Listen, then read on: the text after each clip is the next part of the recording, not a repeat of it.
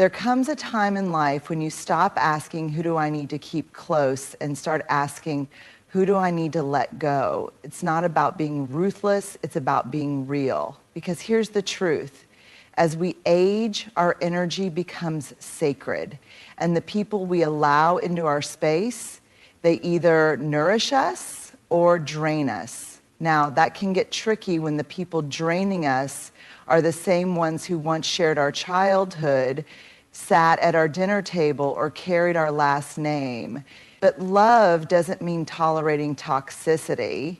And loyalty, it should never be a life sentence. There's a certain kind of exhaustion that has nothing to do with how much you've slept and everything to do with who you've been around. Emotional leeches are the people who leave you feeling depleted, even if all you did was have a simple conversation with them.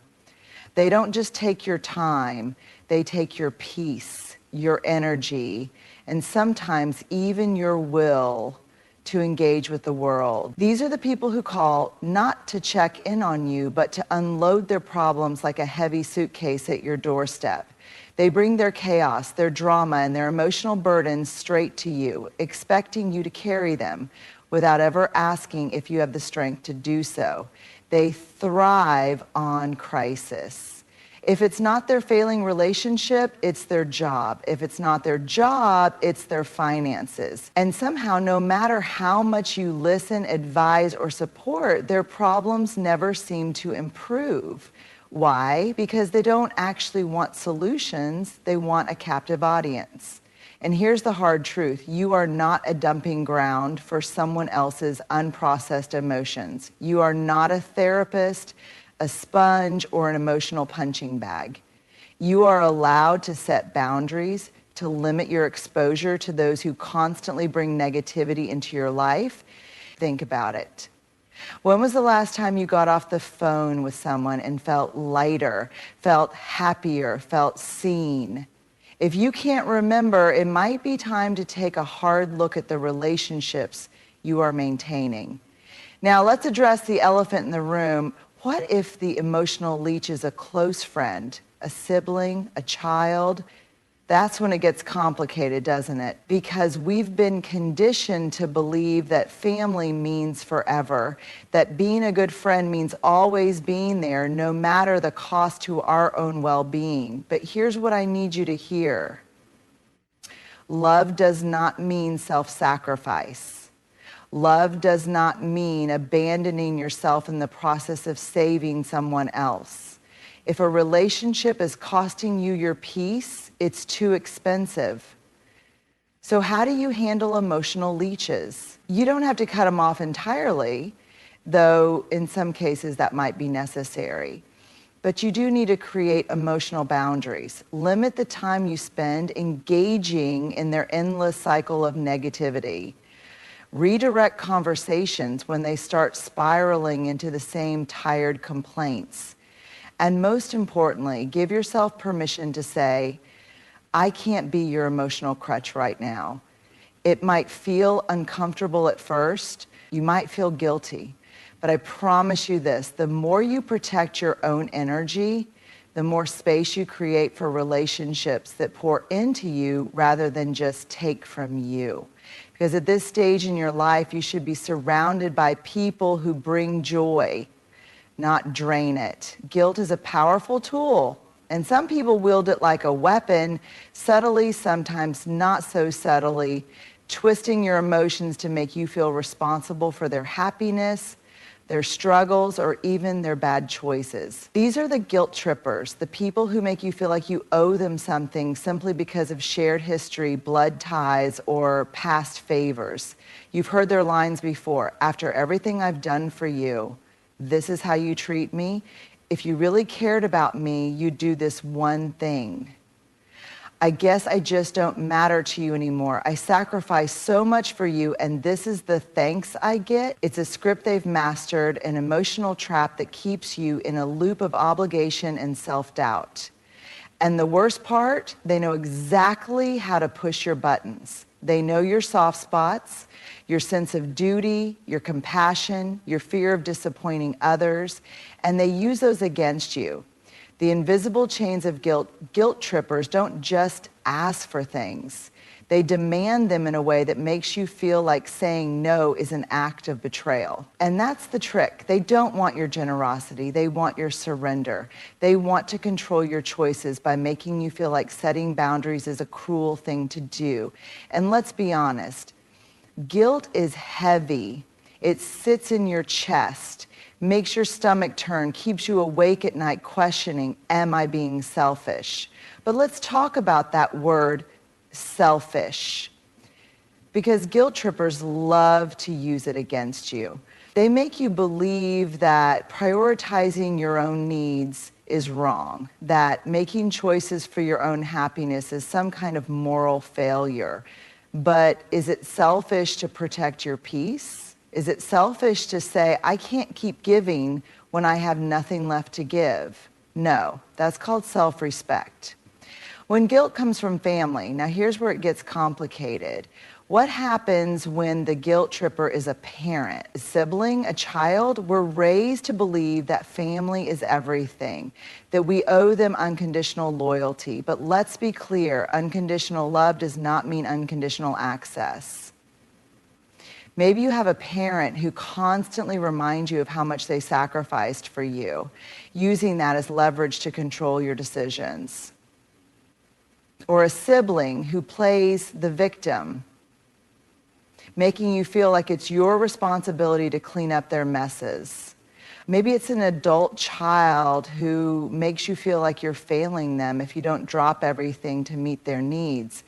But ask yourself this, if someone truly loved you, would they want you to carry the weight of their happiness on your back? Would they want your love to be given out of fear rather than freely and joyfully? True love does not demand, it respects. It does not guilt, it understands. How to free yourself from the guilt trap. Breaking free from guilt trippers, it doesn't mean you stop caring, it means you stop being controlled. It means recognizing that guilt is not love and obligation is not connection. So how do you do it? Recognize the pattern. Notice when someone is using guilt instead of making a genuine request. Do they twist your words? Do they make you feel like you're a bad person for setting boundaries? That's a red flag. Respond with clarity, not emotion. Guilt trippers feed on emotional reactions. Instead of defending yourself, simply state your boundary. I hear that you're upset, but I can't help with that right now. I understand you feel that way, but I've made my decision. I love you, but I'm not available for this conversation. Let go of the need for approval. The hardest part about dealing with guilt trippers is accepting that they may not like your boundaries. They may push back. They may try even harder to manipulate you. That's uncomfortable, but it's okay. You are not responsible for how someone reacts to your self-care. Reclaim your own voice. When was the last time you did something simply because you wanted to, without worrying about how it would make someone else feel? When was the last time you made a decision without carrying the weight of someone else's expectations? It's time to get back to that. Final thought, guilt is a thief. Guilt steals your time, your energy, and your ability to enjoy your own life. And you only get one life. So don't waste it trying to appease people who will never be satisfied. You are allowed to say no. You are allowed to choose peace over obligation. And most of all, you are allowed to live your life without guilt being the price you pay. Some people make you feel like you can do anything. They inspire you, uplift you, and remind you that you still have dreams worth chasing no matter your age. And then there are the dream crushers. These are the people who roll their eyes when you share an idea, who dismiss your aspirations with a casual, oh, come on, be realistic. They are the voices that whisper or sometimes shout, you're too old for that. What's the point? That's a young person's game. Dream crushers don't always look like villains. Sometimes they come disguised as concerned family members, old friends, or even your own inner circle. They might think they're protecting you from disappointment, but in reality, all they're doing is shrinking your world, clipping your wings before you even have a chance to fly. The myth of too late.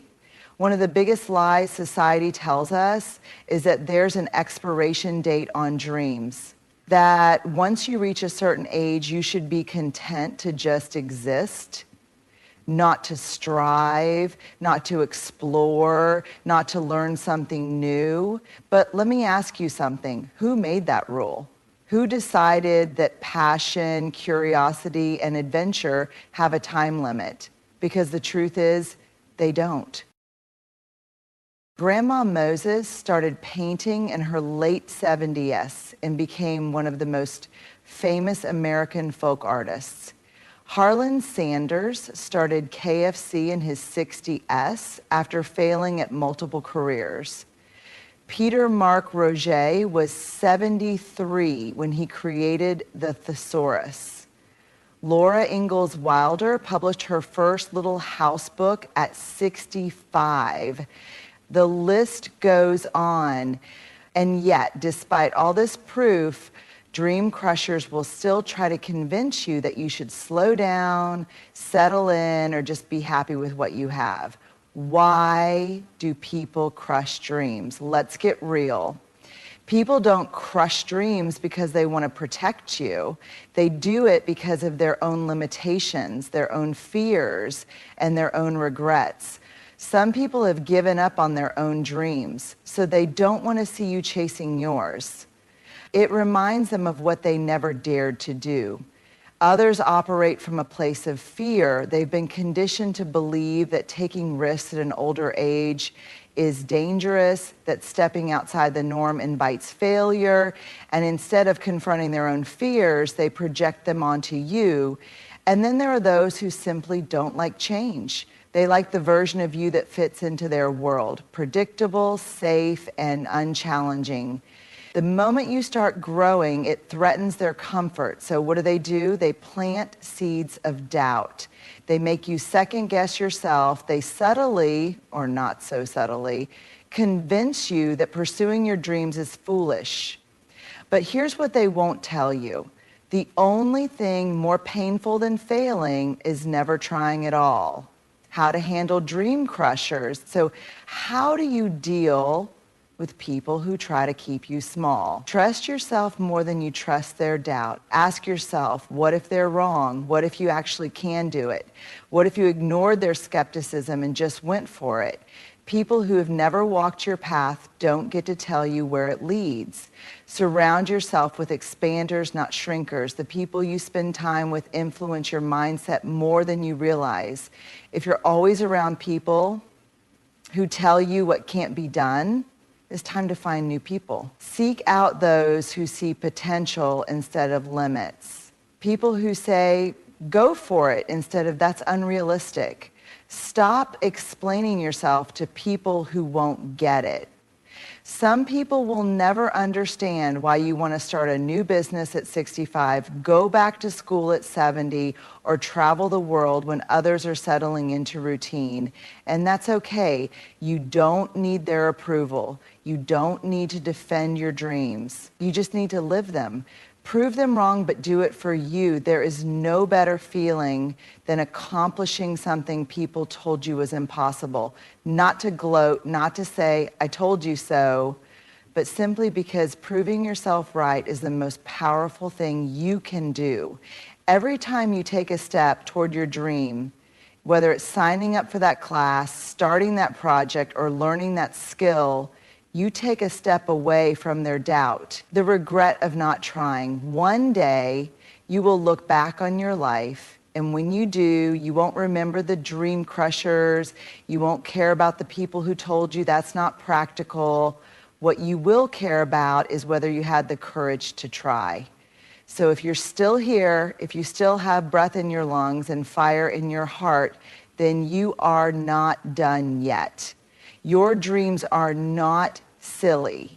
Your goals are not too big, and you are never too old to go after the life you want. Because the only thing worse than failing is wishing you had tried. Family is supposed to be a constant in people who stand by you in both sunshine and storm. The ones who show up not just when you're thriving, but when you're struggling. The people who love you for who you are, not just for what you can do for them. But let's be real, not all family works that way. Some family members only appear when it benefits them. These are the fair weather relatives, the ones who disappear when you need support, but suddenly remember your number when they need something. They show up when there's an inheritance to be divided, when they need money, or when it benefits their reputation to be seen as close to you. But when you need them, when you're sick, when you're lonely, when you're going through a difficult time, suddenly they're too busy. The pain of conditional love, one of the hardest lessons to learn in life, especially in old age, is that blood does not always mean loyalty. You may have spent years nurturing relationships, caring for relatives, supporting their dreams, being the one who always showed up. You may have sacrificed time, energy, and even your own needs to be there for them. And yet, when the tables turn, you realize that their love had conditions. It was never about mutual respect. It was about what you could provide. And nothing stings more than realizing that the people you once prioritized never truly prioritized you. How fair weather relatives operate. Fair weather relatives come in many forms, but their behavior often follows a pattern. The disappearing act. They're nowhere to be found during tough times. Whether you're dealing with illness, grief, or financial struggles, they make excuses, act oblivious, or simply ghost you. The sudden reappearance when things improve for you or when they need something, they show up with smiles, acting as if nothing ever happened. They want to be part of the good times but avoid the bad.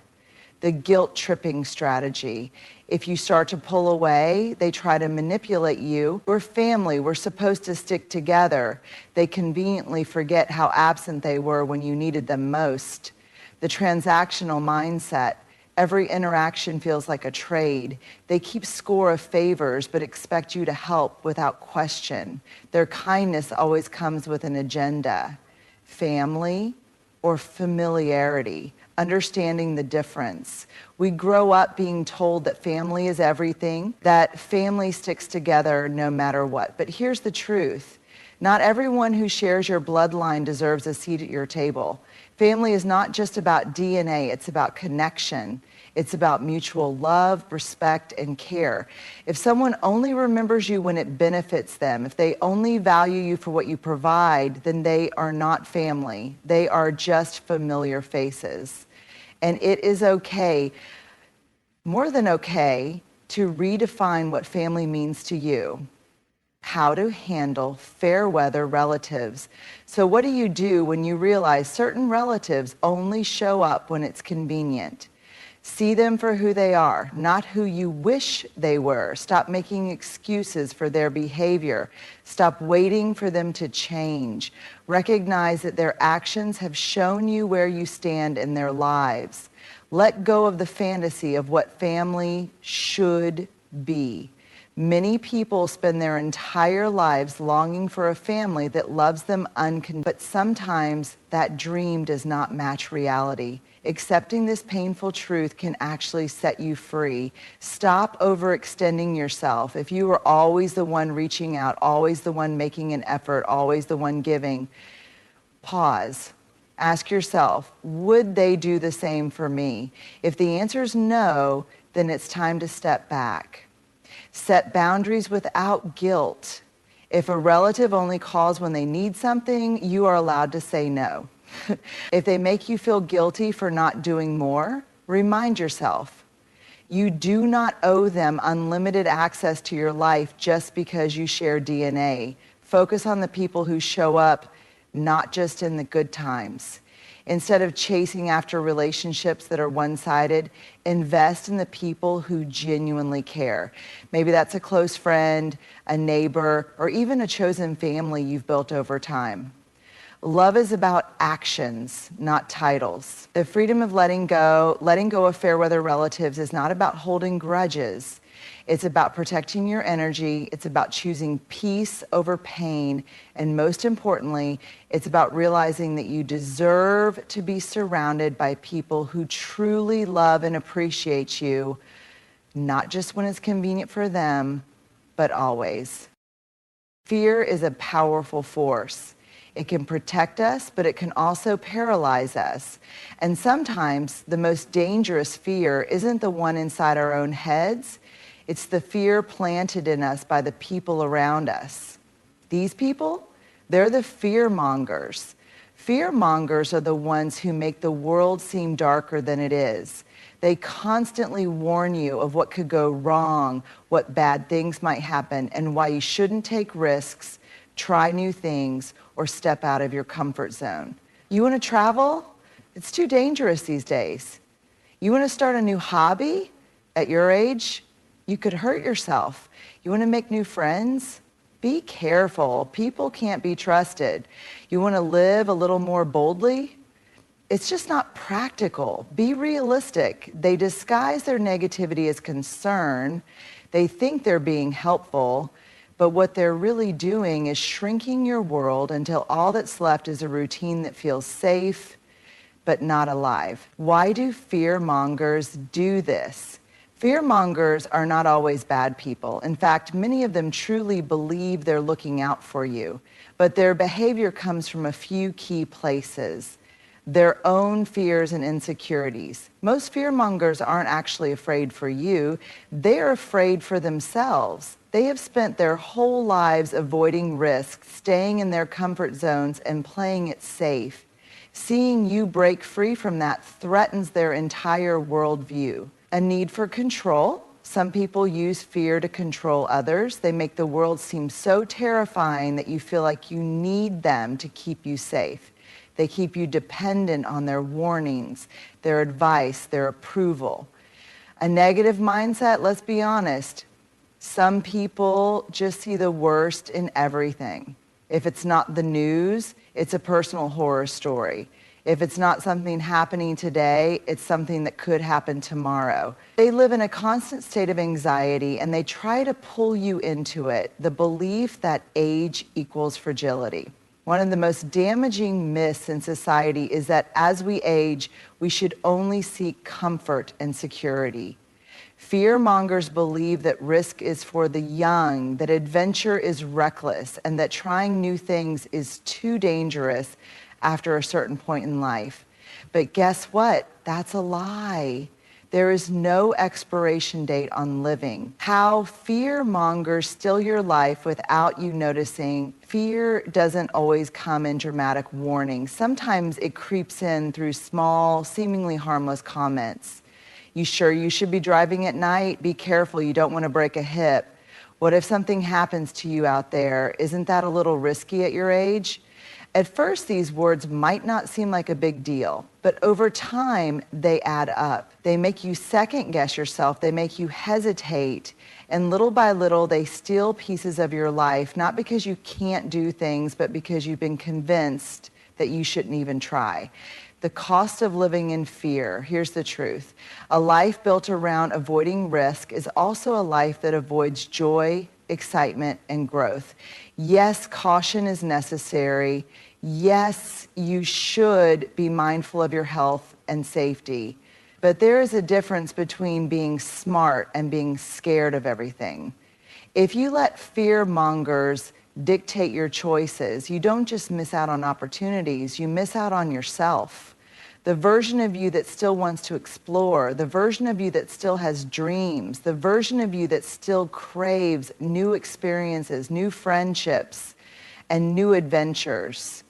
That part of you doesn't die just because you hit a certain age. But fear mongers, they will try to bury it alive. How to free yourself from fear mongers? So what can you do? How do you stop fear mongers from limiting your life? Recognize fear for what it is. Next time someone tells you, that's too risky, pause and ask yourself, is this real or is this their fear talking? Most of the time it's the latter. Question the what ifs fear mongers love to ask. What if something goes wrong? Flip the script. Ask yourself, what if it goes right? What if I love it? What if this is exactly what I need? Limit your exposure to their negativity. If someone constantly fills your life with fear, it's okay to put some distance between you. That doesn't mean you have to cut them off. It just means you don't have to absorb their anxiety. Surround yourself with bold people. Spend more time with people who encourage you to try new things, not those who make you afraid of them. Find the people who remind you that life is still yours to live. Take small steps outside your comfort zone. You don't have to climb a mountain or skydive to reclaim your confidence. Start with small things. Take a new route when you go for a walk. Try a hobby you've always been curious about. Say yes to something that excites you, even if it scares you a little. Fear is inevitable, but living in fear is a choice. The world will always have risks, but it will also always have beauty, joy, and adventure.